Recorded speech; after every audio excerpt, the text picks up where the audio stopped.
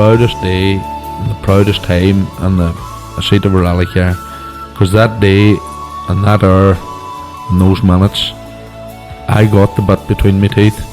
You know, I really stood up and was counted and said, this is not getting away. I remember when we pulled on our helmets and Donald says to me, what are we doing? I said, we're going for gold, Barrett. That's all was said. I can still picture that run. That was just the best run ever.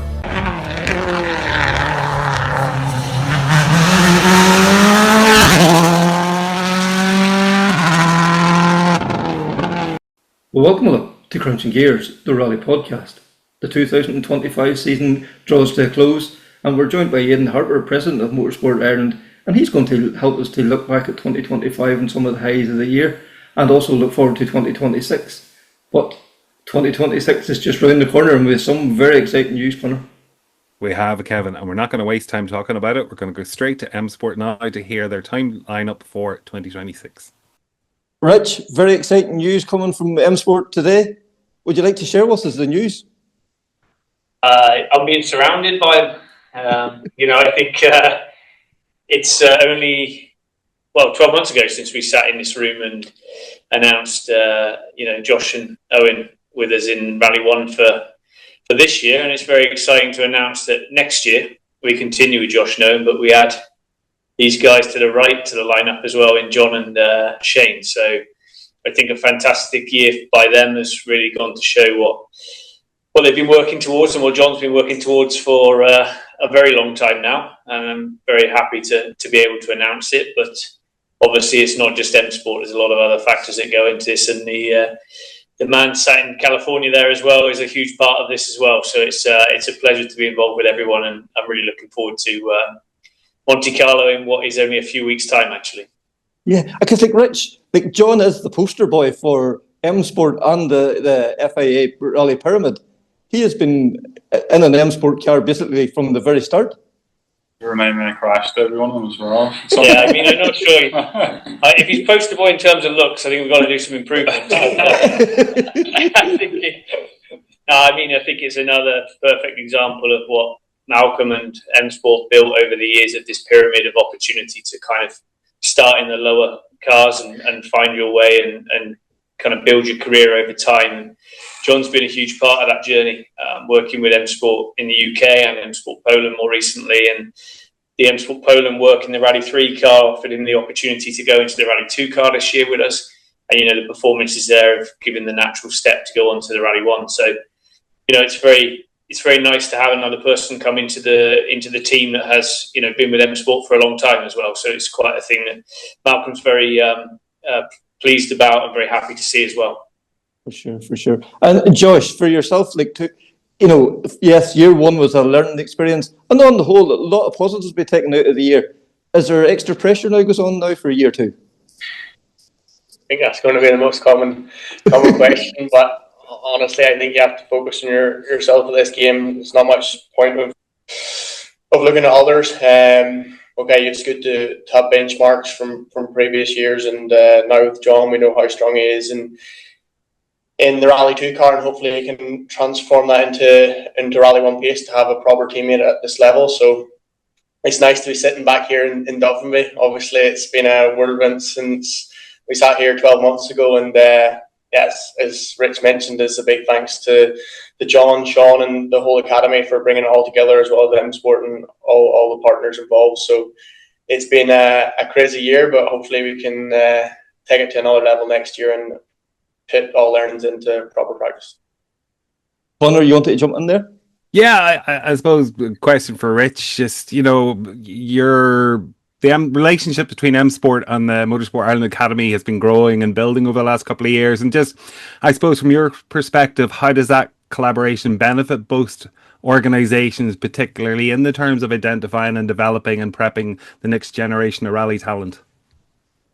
I think I touched on it in the meeting that we had with all our staff short time ago, that I think the first time I really spent any time with John was in Kenya a few years ago, when we were invited to go out and watch a stage, and we had a chat, and I had an interest to understand what the academy was about and the kind of goals and the ideas of what John wanted to achieve. And I think actually it kind of had quite a good synergy with M Sport and how we operate in terms of taking younger talent and giving opportunity to people to go forward in their rally career. And don't get me wrong, I want to be in a position where M Sport is able to hold on to these people when they get to the levels that we know they're all capable of. And this is kind of, I think, the first step towards that, and keeping a collaboration between the Academy and M Sport with two very focused kind of set of goals, that is to develop talent and give opportunity. And that's kind of grown, and we've started, we started really in force last year with Josh. We've grown on it this year, incorporating John, and obviously there was support for John in the ERC. So I think we're helping John to take the Academy to the next level in terms of the operating on the World Championship. But ultimately, what John set up and has this fresh intake of people coming through all the time means that this is just the start of building that relationship further and further. And I think it's a very exciting time to be there. And I think it's a pleasure to be part of it. And the more we get involved together, I think the more we can be successful. So I think the two guys either side of me go to show what's been put in place. And there's not many places and there's not many academies that exist at all that give the opportunity to these kind of these people to do the kind of thing we're doing. And one thing I've actually said to John before is, John, there's also talent outside of Ireland, and have you ever thought about that? And it's very clear that's not an interest at all. The academy is for the Irish Academy, which is fantastic to have such an opportunity and find some homegrown talent. And I think everyone can be very pleased and very thankful of what John's put in place, and there's nothing like it elsewhere. So it's a privilege for us as a company to be involved as well. And John Coyne, to bring you in there, what's the Academy seeing in Eoin and John, Shane and Josh to bring them forward up to the Rally 1 level, and obviously for Josh and Eoin to maintain them at that level for a second year? Well, I think it's it's all based on results and progress. And the thing that I look at most is work rate and improvement. And we've been working with Josh now for 6 years, I think. And we've watched that pace grow. We followed not so traditional route, if you like, because we jumped straight from what is now Rally 4 into Rally 2. Kind of expensive way to learn.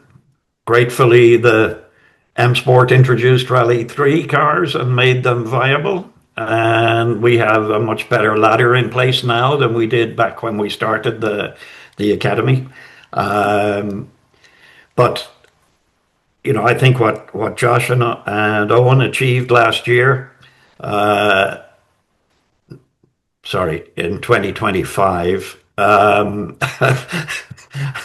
it's kind of done and dusted now. But the objective was to learn all the events. It's the first time we've done a 14-round World Championship and covered all the events.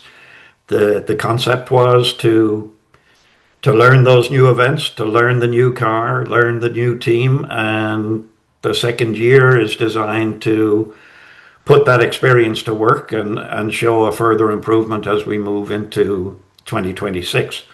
But if you look at 25, I think the performance has exceeded what we expected going in. Josh managed to lead the team home 6 times out of the 14 events, which is very good for a first year. I hope you're listening, John. And I think then if you look at John's journey, it's been more aligned to the pyramid. And while I had some hand in John's early years, probably that also goes back 6 years, but he joined the Academy as a a full-time member 2 years ago, and we started again another 2-year campaign in the ERC, where it built momentum over the first year, and then really emerged at the sharp end of the ERC in this year, finishing very strongly, which basically gave us the confidence to give them the opportunity to take another step up. And I think what's probably not highlighted enough is the job that Eoin and Shane have done in looking at their level of experience when they got just press ganged into the quick seats, right? And really got dropped in at the deep end. And both have done a tremendous job of stepping up to a new level of competition for each. Now, Shane has to go again and take another big step this year. But, that's what the Academy is all about, is trying to force development and provide the opportunities. And, the guys who work hard and grasp those opportunities will succeed. And like John Armstrong, John, we've known the talent you've had. Like I've been there from the start. I remember you in 5 Mile Town and the ST Fiesta. To see now where you're developed to, and every category you go in, you're a winner. You always said if you had the back and you could go to the top. Now is your time to shine. Yeah, it's always been a goal to get to the top of rallying from a young age, and especially when I started driving. But like you said, without the correct pathway or support, it can be quite a difficult up and down journey, which I've definitely had, knockbacks and coming back again. And yeah, you sometimes start from zero, but there's always been a belief that we can get to this level. And ERC this year in 2025 has been really great at giving us more and more confidence that we're able to compete with some of the fastest drivers on selected events. So, it's still all the time that you're learning. And as John said, I joined the Academy 2 years ago, and the support has really increased probably my consistency, and then other elements of me as a driver to really improve overall and then start to get big results. So I think if we all keep working that way, and it's going to be a step up to Rally 1, but the main thing is to focus on yourself and what you're doing and where you can improve. And that's been a big element of where we're finding speed, is find your weaknesses and then try to really double down on improving them. And Rich, you have two guys now sitting the other side of you, not only very good drivers, very good development drivers as well. They seem to be well able to fine tune a car and get the best out of the equipment. There's a lot of things that go into good results, and I think being mentally prepared and in a good place and good confidence in yourself is key, actually. And having a good relationship between drivers and co-drivers, and I think everybody sat around me is in a very positive place. And actually now we have a team made up of 4 people that know each other very well, and can share information and share knowledge, and it's a lot easier to build and even further that kind of relationship when it's people you know. So I think although of course the car and the setup and things is going to be something that John can lean on Josh for advice from.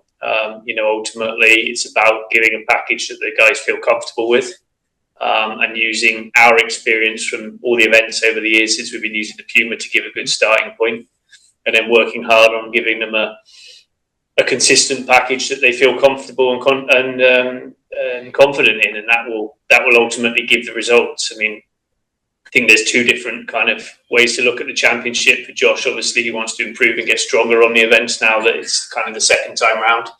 And for John, it's a huge ask. It's a huge step up, although he's won events outright at an international level now. This is another challenge within itself, and I think there's a lot of events still to learn, a lot of new events. So, we'd be realistic there, but I think the the relationship we have as a team, I feel very confident and very excited about taking on the challenge in a few weeks' time. And John Armstrong, last year they made you build your own Fiesta for the championship. Can we expect an unboxing video of Puma Rally 1 parts? Before Christmas, yeah. Well, you're not going home for Christmas, actually. I forgot to mention we didn't know anything about this until today. So this is Christmas came early. We had some information about what events we might be doing, but we didn't honestly know if it would be Rally 2, Rally 1. So to get the news that we had today was a massive, let's say, a surprise, but one that you're really looking forward to getting stuck in with, and something that everyone dreams of. But for sure, it's very important to know your car and be able to work on it between stages. So I'd be looking to get stuck into the workshop as soon as possible and learn everything about the Puma. And they're probably one of the fastest cars that there may ever be. So getting to know them inside out and then enjoy driving them as well is going to be fantastic.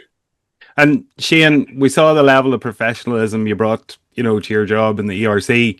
I suppose there's going to be a lot of swapping of notes now with Eoin to quickly get up to speed in advance of Monte Carlo.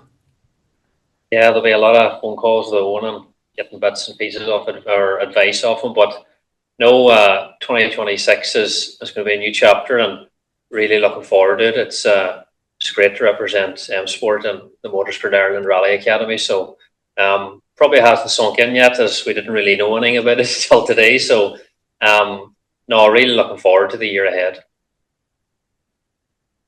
And Eoin, you're going in now to the second year of this contract. Looking ahead, where do you see? Is there always room for improvement? Maybe that's where I suppose I'm going with it. Yeah, going into the second year, there's a lot of learning after happening this year, and even looking back, getting ready for Monte Carlo next year, looking over onboards, looking at the pace notes, how they've developed over the years is actually quite mind blowing. So just to focus on that, and you can see the differences from Monte Carlo all the way through to Saudi. So putting all that to good work, and I suppose that's one of the things. Myself and Josh know each other a lot better, and we've had a great year together. So building on that's really exciting. Yeah, because Josh, it has been a learning year, and it has been a very strong year. Is there places that you look back from Monte till you finished up in Saudi? Do you feel you've developed an awful lot as a driver in that time? Yeah, I think growth as a person is a lot to bring into it too. We're quite old maybe in terms of rallying, but still at 26 years of age, to go do what we did in 1 year there was 14 rounds around the world with brand new team, brand new co-driver, brand new car at Rally 1 level. It was a lot to take in, and every country you go to obviously has got new characteristics, new stages, brand new pace notes for the majority of the events, and head in with that confidence of knowing you've done it before, you've been there, you've been in that position. I always go back to the start round in Casino Square last year where we were sitting beside Sebastian Ogier, Terry Neville and Callie Robin-Perrin on the Meet the Crew session, and I honestly didn't know what to think, because going into the mountains that night, the ice and snow, no one knew what conditions was, and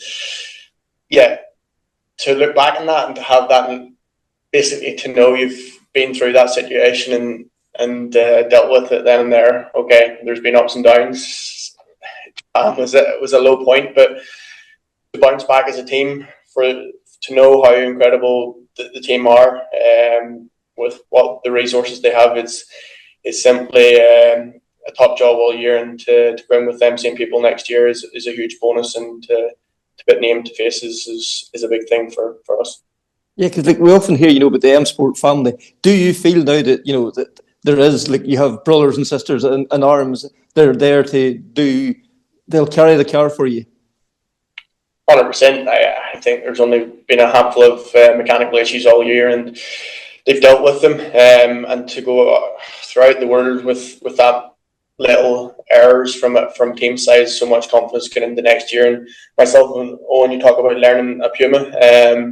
We've done it in the middle of nowhere, in the desert of Saudi, or the flatlands of the safari, it's been a crazy adventure, and I think it's only when you go into them situations. Rich said this time last year that you're going to experience things you've never even thought of before, and you can't learn Rally 1 in 1 year. But I think as a team, as an Irish team now at the top level of rallying, it's no one's ever said that before, and to have John and Shane as teammates it's a proper team ethic, and I think we can have a strong start to the year. For sure. Because and that is the mind-blowing thing about this. We've often talked about the academy. You've been on the podcast with us, and to see it, look at this, the room you're sitting in now. Isn't this just amazing? Isn't this what the academy's been all about? It's absolutely mind-blowing, and obviously huge credit to John and Sean for all the work they've put into this. To see the academy has now got 2 full-time crews in the World Championship is crazy, and it's great for us as well. We've obviously worked closely together. Shane was our route crew this year, and I've worked with John, so it's great that all 4 of us know each other very well. So that'll give us a great team spirit as well from that aspect. So yeah, it's very, very exciting. And Conor, you want to come in there? Yeah, I suppose just again, go back to John Coyne. Kevin mentioned earlier these guys are the poster boys, but they are for the academy, for the youngsters starting out in Junior 1000. This is now achievable. Yeah, I think the halo effect of getting somebody through the system and to the top of the ladder is an important element of trying to grow the sport in Ireland and encourage participation. I think we've seen that's been happening already. We've seen the expansion in J1000 with over 30 cars running this year. Hopefully that'll continue. We've seen the adoption of the FIA pyramid with people moving. This year we're going to have 4 or 5 J1000 graduates taking advantage of the new license that allows them to compete in R2 cars, R2T cars at age 16, given that they have the appropriate experience.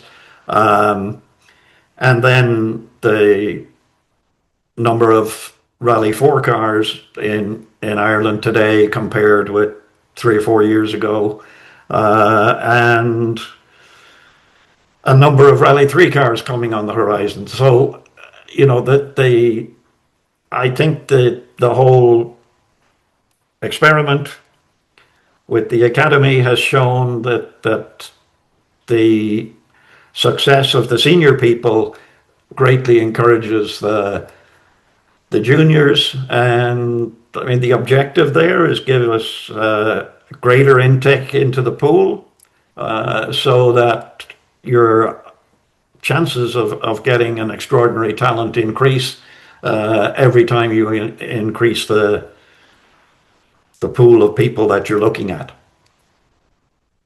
And back maybe then to Shane. Shane, we know the hard work you're putting in. Me and you have talked about this. It's hours upon hours, and it's days like this that all that hard work must seem really worthwhile.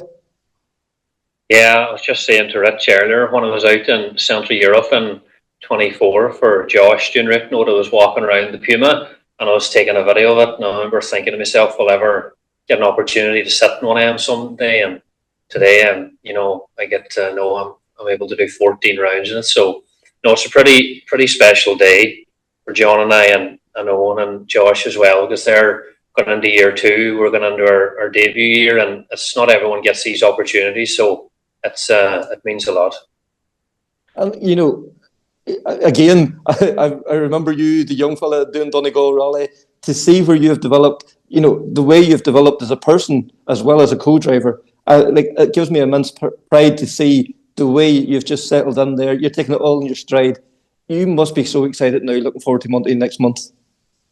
Yeah. No, it's just with the help of the academy, Kevin. You have to buy in, and all them resources are there, and if you utilise them, you can, they bring out the best in you, and I try my best to utilise it as best I can. And even just for advice, I was getting off Owen this year for the ERC. All them things help develop you into a better co-driver, and most of all, a better person.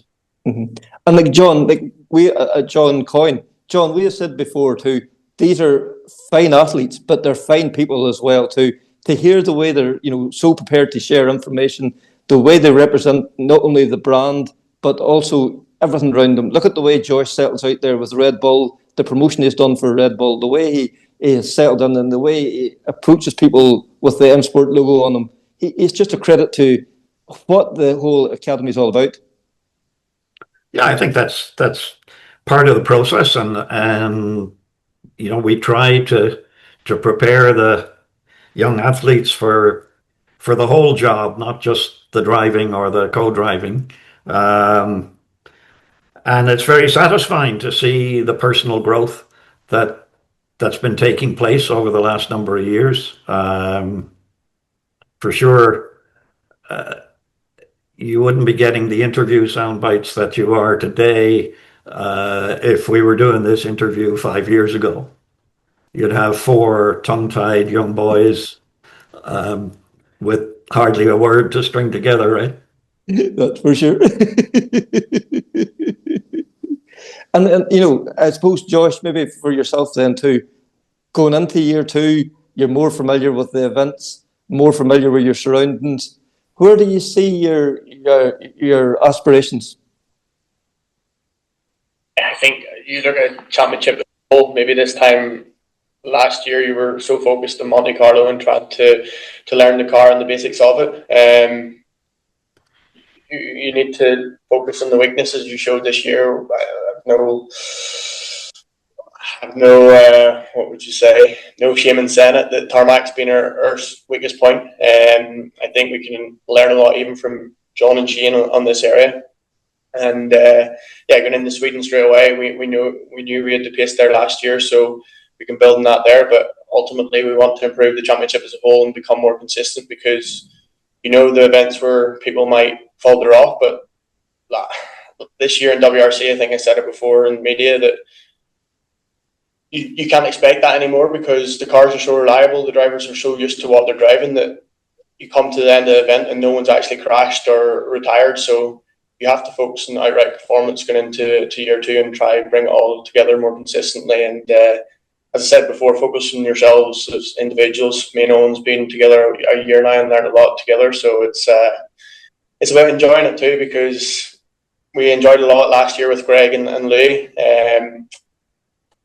As I said, I think it was in the Dirtfish article. It's probably been out soon, but they were good to us, and I hope I'm as good to John and Shane as they were to us, because it's a big help going into our Rally 1 season to have good friends, good people to share the information. And I think M Sport as a team is why they grow talent like us to perform at this level, because everything's open book, everything's shared, and I hope they can say the same about us come this time next year.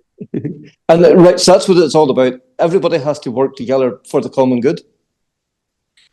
Absolutely, doesn't work otherwise.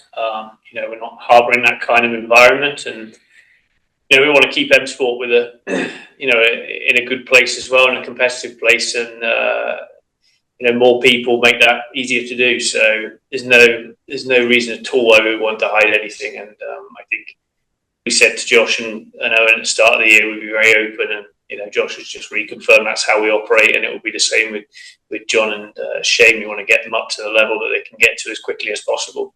So there's definitely no reason to hide anything, and I also think it creates a nice atmosphere as well to have everybody working together and everybody helping each other, and when they're going through the good times and the more tricky times. So it's worked in the past, and it will continue to work going forward.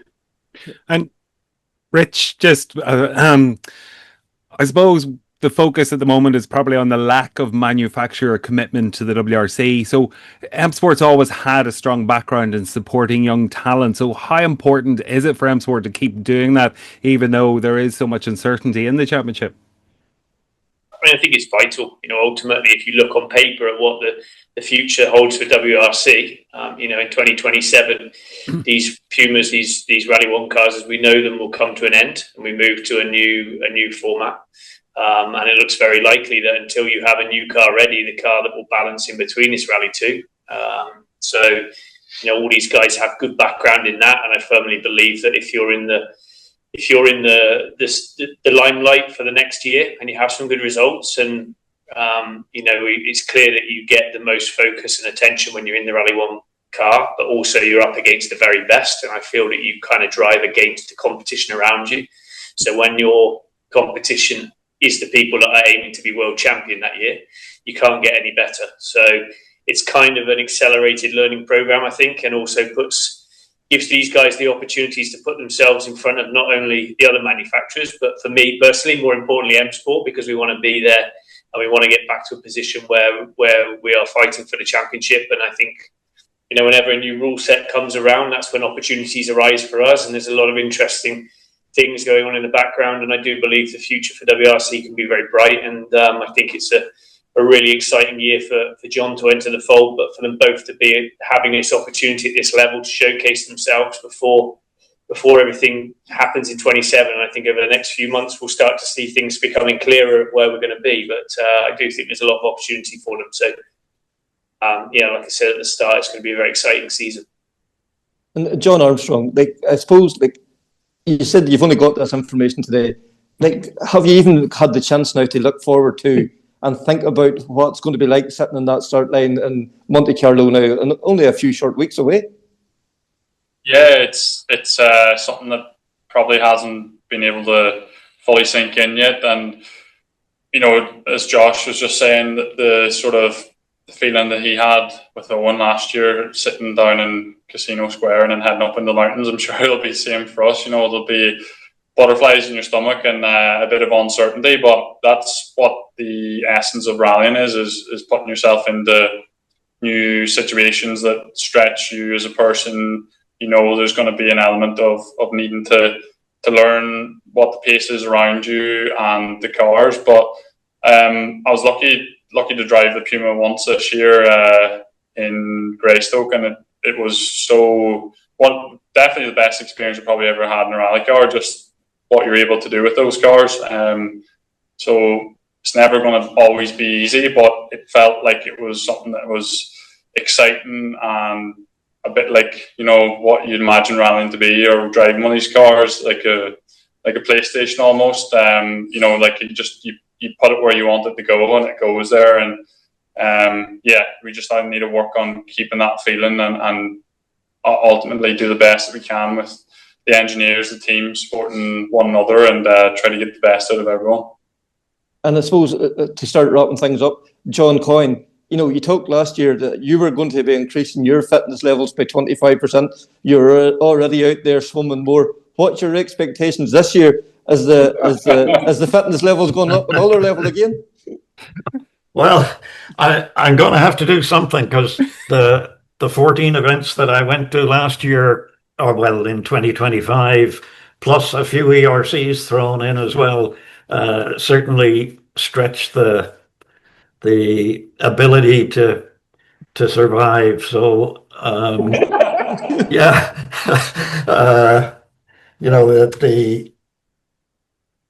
but there's nothing that a little success can't do to raise the spirits and make you stronger for the next time. So really, it's up to these four guys to keep me strong next year. Aye. At 6, I presume we'll all fall under that banner of fine young athletes. Huge thanks there to M Sport and the MI Rally Academy to allowing us to be a part of this breaking news today. Connor, absolute honour for us. Look, genuinely it was. We were blown away last year to be there to announce Josh and Owen being part of the team, and amazing to have the opportunity to be involved in the announcement again today. Really, really just so appreciative of both M Sport and MI Academy for that. That's for sure, yeah. And, talking about MI, we're going to now hear from MI President Aiden Harper. Aiden, joins us to give us kind of his overview of how he felt the year's gone for all licence holders, and look forward to 2026. So let's hear from Aiden. Aiden, what an unbelievable year it has been for motorsport in Ireland. Alex Dunn starring in Formula 2 on the cusp of Formula 1. Fionn McLaughlin taking the British Formula 4 title.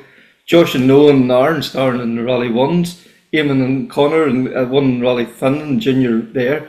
John and Shane and the ERC. Craig Rochel and Keelan and, their co-drivers, William and Liam and the BRC, Kyle, Dara, Joe and Killian, the junior BRC, and Derek Togle, the British Rallycross champion. The list just goes on, and then it seems crazy. And then, the likes of Paul Nagel and Roland Comerford and yourself, high roles in the FIA. What a time for Motorsport Ireland. Kevin, you've just said it all there, really. It's after been an incredible year, a roller coaster of a year, but such a year of positive in our sport. I mean, the names you've gone through there from competitors to officials, it makes me certainly very proud to be president of Motorsport Ireland. And as a little country, we are really, boxing above our belt completely.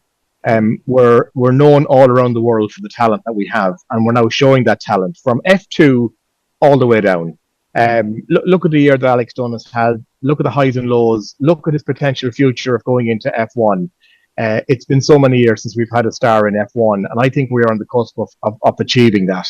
And we look at Alex's results even this weekend, gone by in Abu Dhabi, and what's to come from next year. It's incredible. All the other boys and girls you just mentioned as well, top of their game, all around the world, and even some names that you haven't mentioned there, Kevin, that are doing so well out there, the likes of Alex Denning, Max Hart, these guys who are over in Asia flying the Irish flag for us weekend in, weekend out. We have a plethora of talented individuals in our sport. And if we wind that back a couple of years, there wasn't so much, but our young people are coming to the fore and delivering. And our sport is all about results. It's scores in the doors and it's podium positions. And that has certainly been a huge, huge year for us. You look at Paul Nagel there. So Paul Nagel coming from an organizer and navigator to becoming working with FIA as a sporting delegate, and now taking up the baton from where Michel Mouton has left off. So they've split the deputy safety delegate role, which is the role that travels on the stages between two individuals. I mean, the workload for that is incredible. It's 24 events in the year, and it's all around the world. So Paul has come on board there as deputy safety delegate to travel the stages that Michel Mouton would have done for many years for 8 or 9 events this year.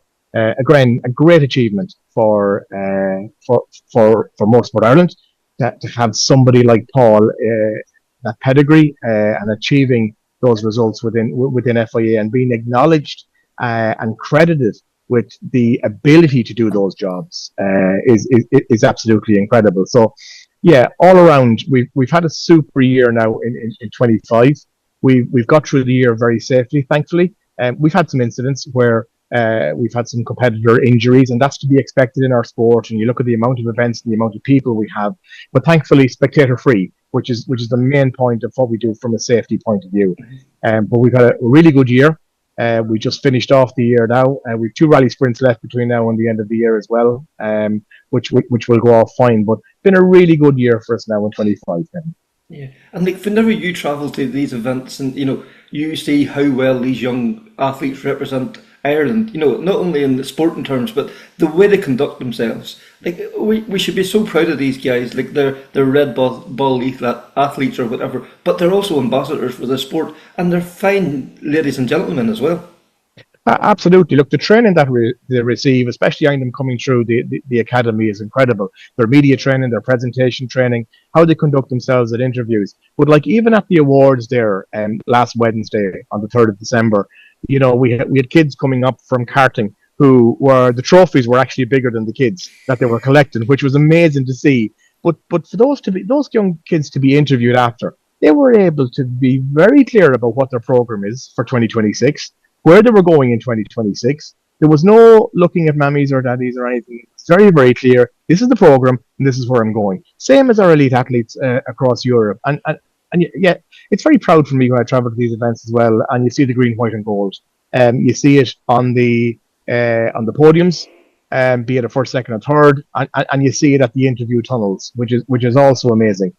And you see the draw of media as well that follows the Irish boys and girls wherever they are, because from a media point of view, they know they're going to get a quality interview, and that they know they're dealing with a quality product. Anyone within the Motorsport Ireland Academy, anyone carrying Motorsport Ireland on their car, it's now renowned throughout the media pens that here's our focus, here where we need to go to, because again, as I said, the quality of what's being delivered is outstanding. Connor, you want to jump in there? Yeah, and we focused quite a bit there on the competitors, Aiden, but behind the scenes, the learnings from what's happening on the world stage and on the ERC and on the WRC events is being brought back home, and there's a lot of professionalism is coming into the clubs, which has been driven by Motorsport Ireland. Yeah, absolutely, Connor. We learn a lot. Anytime I go away officiating or go away as part of my environmental and sustainability president's hat, I try and take as many learnings away that I possibly can to bring back and say, look, here's things that we can do better. But would you believe it? A lot of the ASNs around the world are looking at us because we are nearly first in class with what we deliver on the home stage. They have learned from our safety plans. They have learned about how our guys conduct themselves. And they're looking to take those elements into their own ASNs. You look at the likes of Ronan Comerford, for example. So Ronan has been out prepping the Abu Dhabi, delivering marshal training. That just didn't happen. That was an acknowledgement of what Ronan has been doing, working as chief marshal for a lot of events this year. And then he's approached, would he come to Abu Dhabi? Would he help them out with the WRC, in which he did? And so that's headhunting, really. Headhunting ability, headhunting capability of an individual who they know can actually perform and deliver, and that he did. And the amount of compliments coming in from FIA for helping out that ASN in relation to Ronan have been phenomenal. So we have a home pool of talent here, as I spoke about earlier on in relation to Paul Nagel, etc., that is now being dipped into. Now, we have to be careful as well that we don't let all the home talent go away, because if we don't keep it at home, it's cutting off the arm of ourselves. But, I would certainly encourage any of these individuals who are officiating and willing to give their time to other ASNs, other countries, to absolutely go for it. Yeah, and I suppose, Aiden, that brings us on to the point of the sport, and the sport at home doesn't run without volunteers. Look, 100%. I spoke at Congress. I speak at our award ceremony. Like, volunteers are at the heart of everything that we do. Without them going out from 5 o'clock in the morning till 8 o'clock at night, long days, commitment, hail, rain or snow, the volunteers are there. Like, anyone who's donning the marshal's tabard to go out and marshal, it's not an easy task anymore. They're hit with so many things. They're hit with maybe angry spectators, or spectators who don't want to stand where they're asked to be stand in a safe place. There is so much that's expected of the marshal nowadays. But without them, we can't run our events. It just simply can't happen. And then you go to the organisers' pool of volunteers, the clerks of the course, the deputy clerks of the course, the clubs, all volunteers, all putting together all 168 events that we have in the year. Without people volunteering in those areas, these things just don't happen. Motorsport Ireland is the engine behind the permits, the insurance, and all that goes with that. But the delivery on the ground is completely down to volunteers, and they've been knocking it out of the park, in all fairness. Look at some of the incredible events we've had this year. I'm not going to name them, so I'll get in trouble for naming them, but you look at all these huge events that have attracted enormous spectator numbers and have ran so safely. It's a credit to the organisers and all the volunteers involved in relation to that. Yeah, because we're running events that's the size of events in Croke Park or Slane Castle or whatever, and we're doing it and with volunteers, guys and girls that want to be there involved and helping out. Yeah, that's right, Kevin. And we've had some TV companies now follow some of the events this year, and again, they can't believe the amount of volunteers that's involved, because other events that they follow, people are paid to be in certain positions, stewards are paid, all of that sort of stuff, from stewarding, various football matches to whatever the case may be. And you come to our motorsport, where there's really no one paid, and they are delivering a quality event. And we have to remember, anyone planning an event, especially a large rally event, you're planning that 8 to 9 months prior to the actual start of the event. So the club meetings, the meeting with the county councils, the meeting with Garda Síochána, the meeting with civic authorities, all of that going on in people's own private time, trying to, incorporate those meetings into the work schedules of the people that they have to meet with, be it the guards, be it the county councils, because those people don't meet at night. That they're their time meetings. So people taking time off work in order to ensure that the events run. But volunteers, really completely at the heart of all that we do. And I suppose when you look at our awards recently as well, back on the 3rd of December, we honoured a lot of those volunteers through the FIA volunteer pin, people from all around the country, and also through the President's Awards, where clubs were invited to put people forward. Who are the stalwarts of the sport? Who are the volunteers that come and deliver? And there's various mechanisms, and I would always encourage clubs to get on board with those mechanisms and make sure that you're putting forward the best people that you think in your club or other clubs. And we've had great examples of this on the 3rd of December where people were honoured. And there's other awards outside of that. There's the Ivan Webb Trophy. All of these that I would ask clubs to take really seriously and have a deep look within their own club to see who is there, who can we put forward, what citations can we put together for these individuals. This year we gave out 8 FIA volunteer pins. It's the maximum number so far we've given out at the award events to true stalwarts in our sport. And we also gave out 6 presidential awards, again, to clubs who've gone above and beyond in achievement in certain categories. So we try and honour them as best as we can. But I would also encourage clubs to do that at a local level, do it at their club level. Some clubs are really good at it, and other clubs could just do a little bit better. But without our volunteers, we're going nowhere.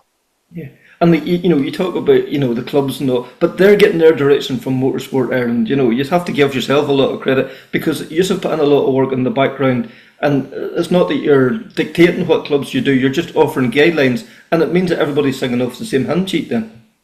Yeah, Kevin. I mean, we're in the middle of our strategic plan at the minute. It's a 4-year strategic plan, or 52% completion of that strategic plan.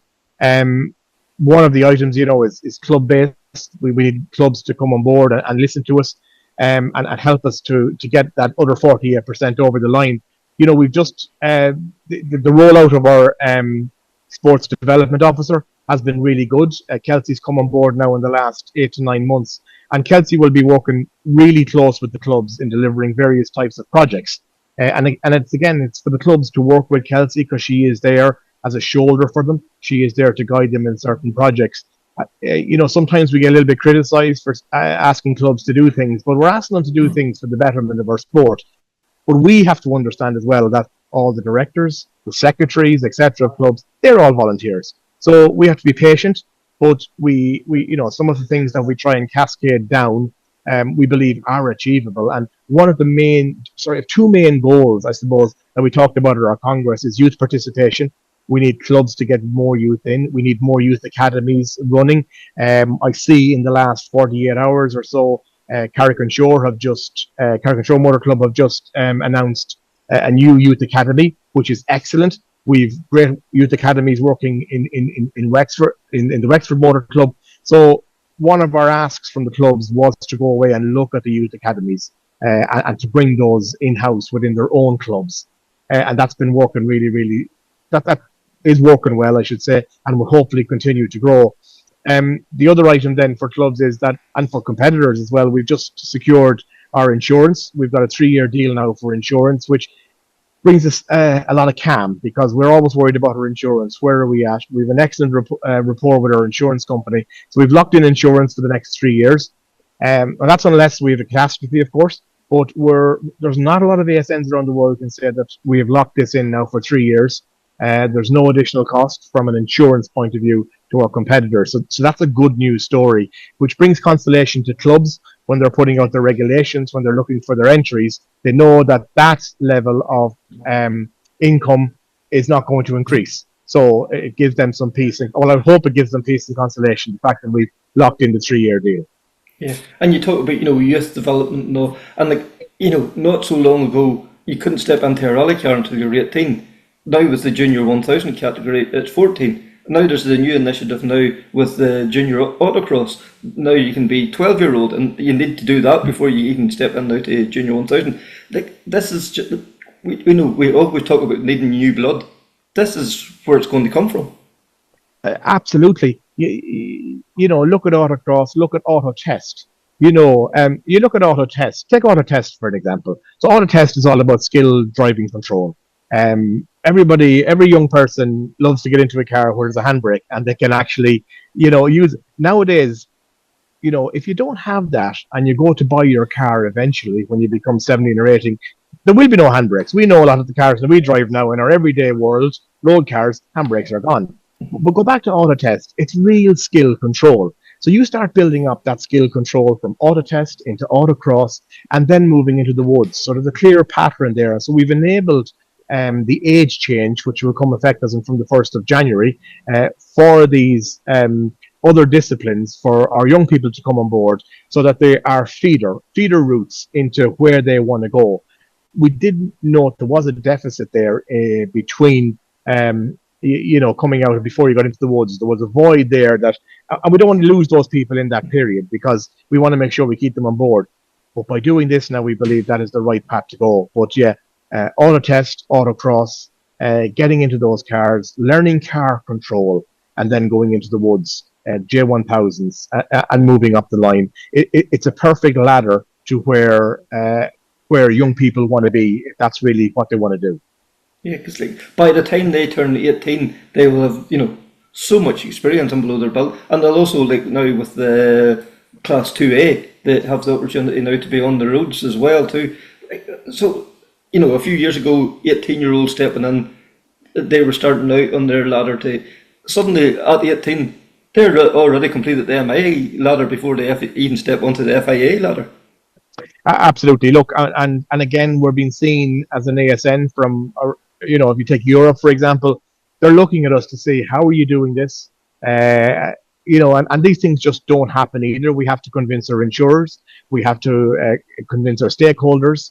We have to convince our board and our Motorsport Council that these are the right ways to go. These are the correct steppings to go. And thankfully, we've had no blockers. So again, other ASNs from around Europe and indeed around the world, watching us really carefully as we move forward. And that's what I believe in. I believe we have to we have to remain relevant. Our sport has to remain relevant. We have to, if we want our young people in, we need to try and keep them away from their phones and their tablets and all those things. And for us to get them engaged into motorsport, for any family to get a young boy or girl engaged into motorsport, I think it should be their complete goal, because from a friendship point of view, camaraderie point of view, competition point of view, all those boxes are ticked, and the support mechanisms that they will have for years to come by building up that group of friends in a sport. I think above all sports, the camaraderie in motorsport is phenomenal, and it's something that will last our lifetime.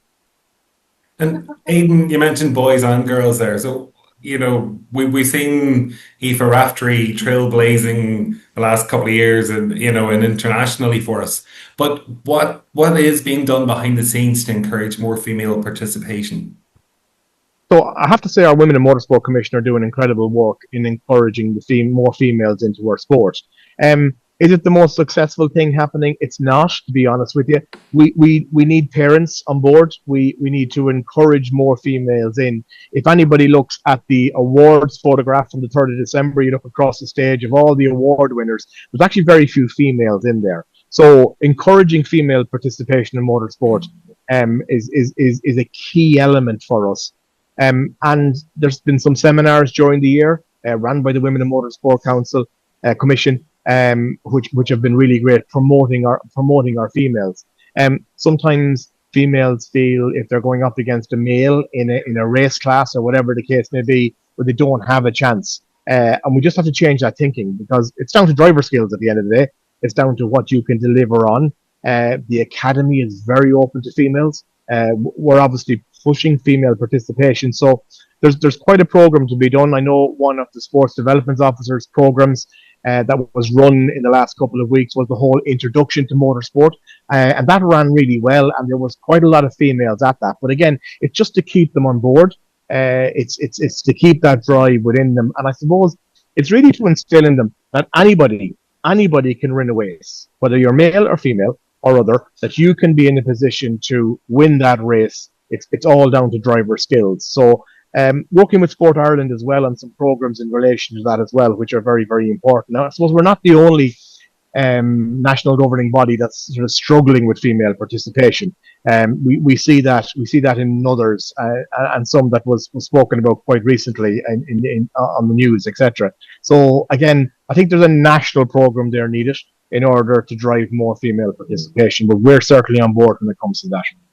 Sure. And sorry, go ahead, Kevin. Go ahead. No. I was just going to say, I suppose just of new initiatives. We had a very successful inaugural year for the Dacia Sendero Cup. You know, I suppose, what's your perspective on how well that has taken off in such a short period of time, and what can be done to encourage more initiatives like this? Yeah, look, we welcome any of these initiatives. The Dacia Cup was probably took about 3 years to come around, but God, what a year it's been! And there's more cars now in the build, and I think that demonstrates. Speaking to some of the people in that category, the camaraderie within that Dacia Cup is phenomenal. The crack, it's all about the crack. It's all about, let's get a car. You know, we're not spending a lot of money on it.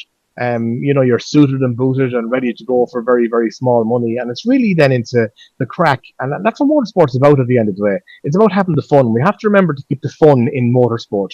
Obviously, we have a lot of rules and regulations which have to be adhered to, like any competition, but we have to keep the fun in our motorsport.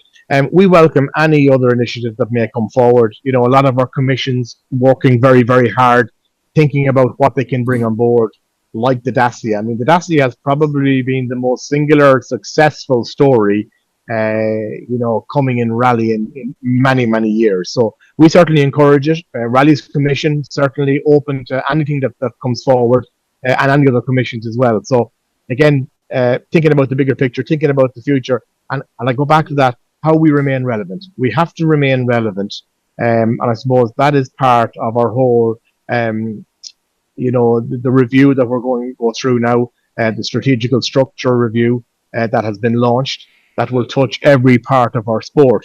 So the review, we're standing still at the minute in relation to everything that we do. Our sport continues, of course, but this review is going to be very, very important for us. It's a root and branch review of everything, from the board of the IMF all the way down, where the board, Motorsport Ireland, have appointed Paul Davis consultants.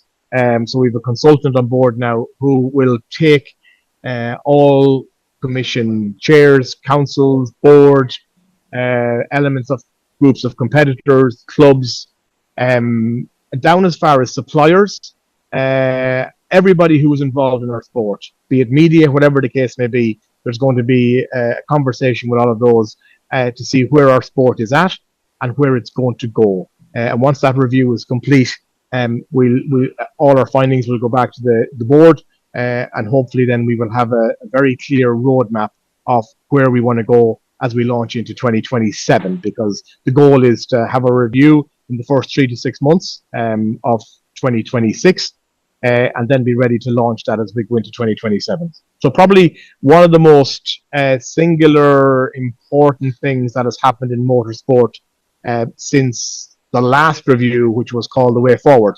That's many, many years past now. So we believe now is the right time to do the deep dive and to see what and where and how and when our sport is going to be over the coming years.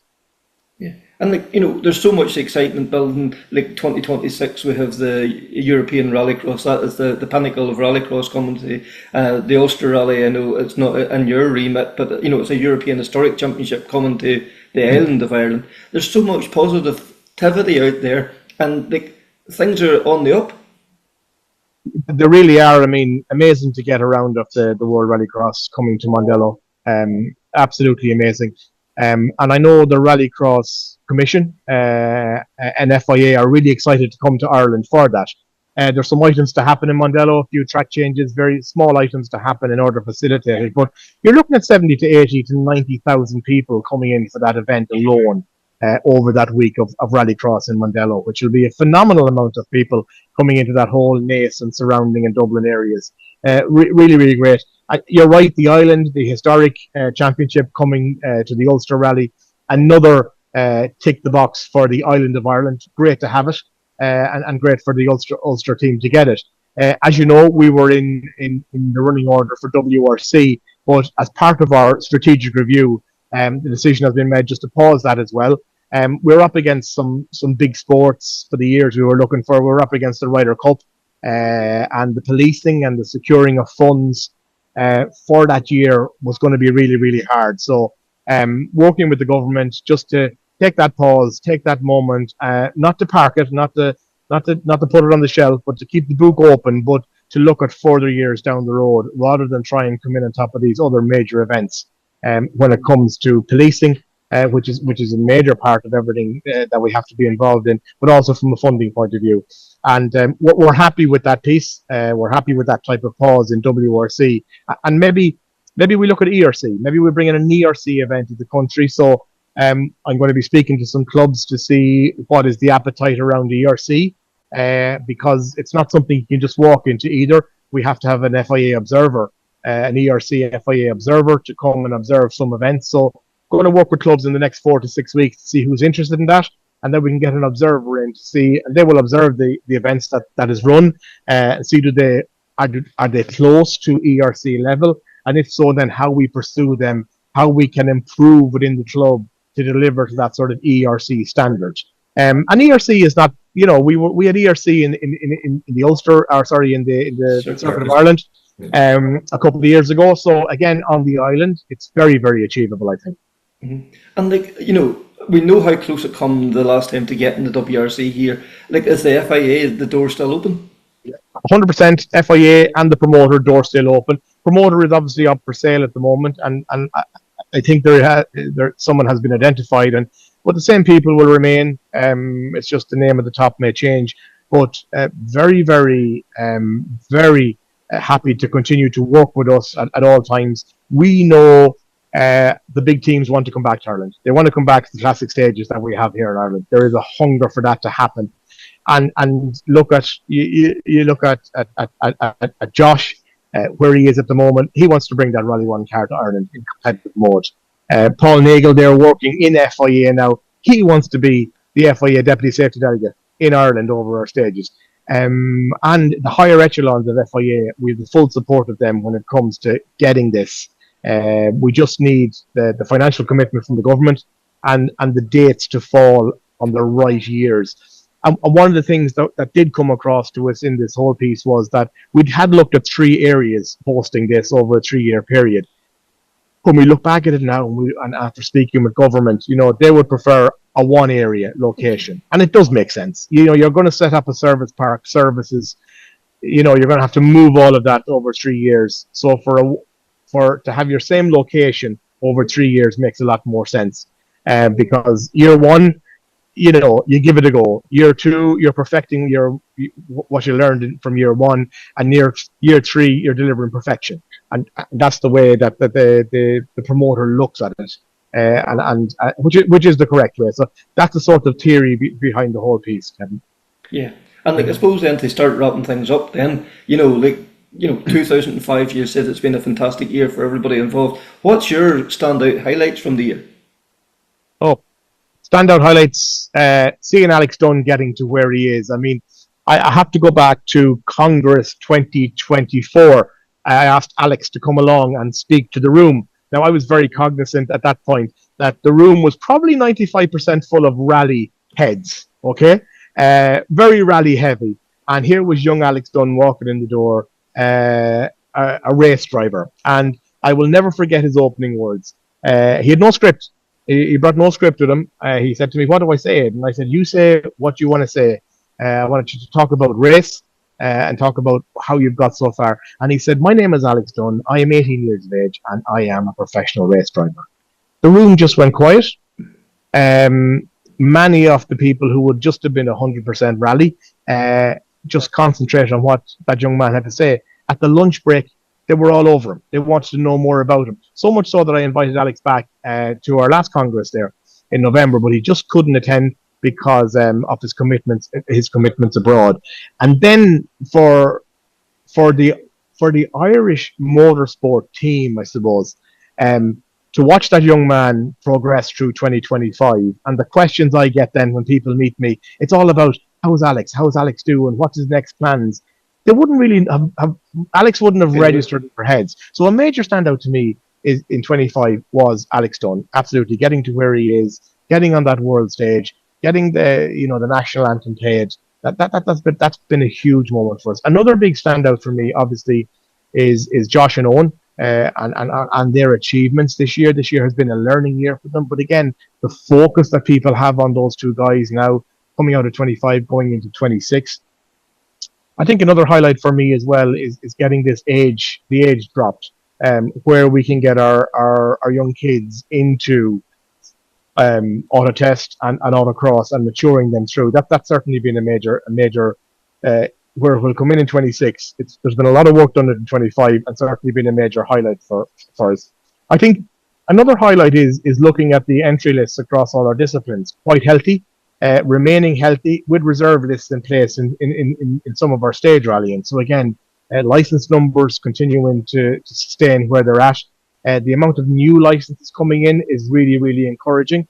And I suppose a major highlight would be for me that we've got through 2025 safe from a motorsport point of view all over.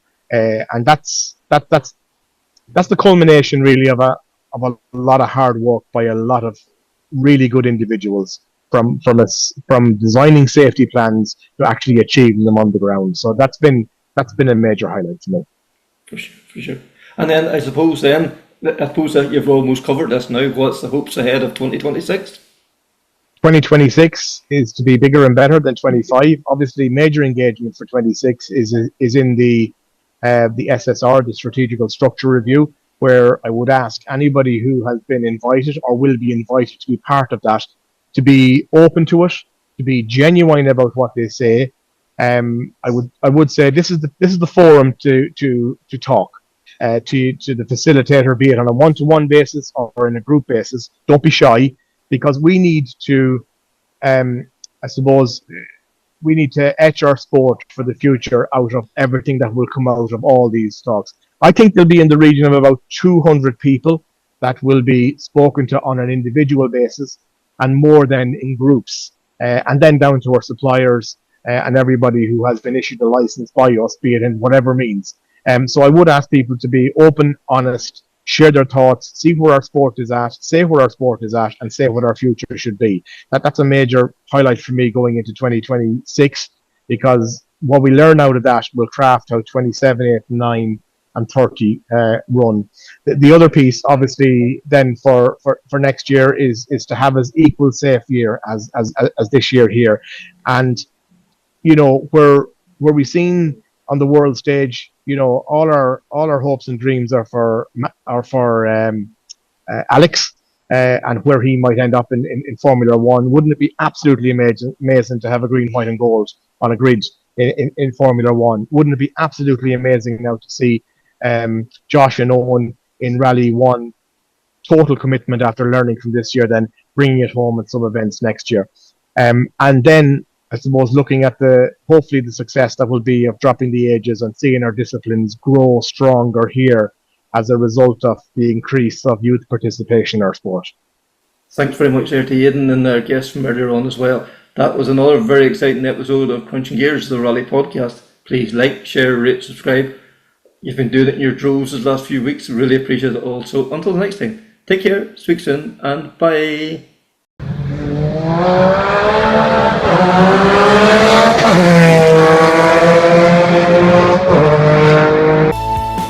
That's the proudest day and the proudest time and the seat of a rally car, because that day and that hour and those minutes, I got the bit between my teeth.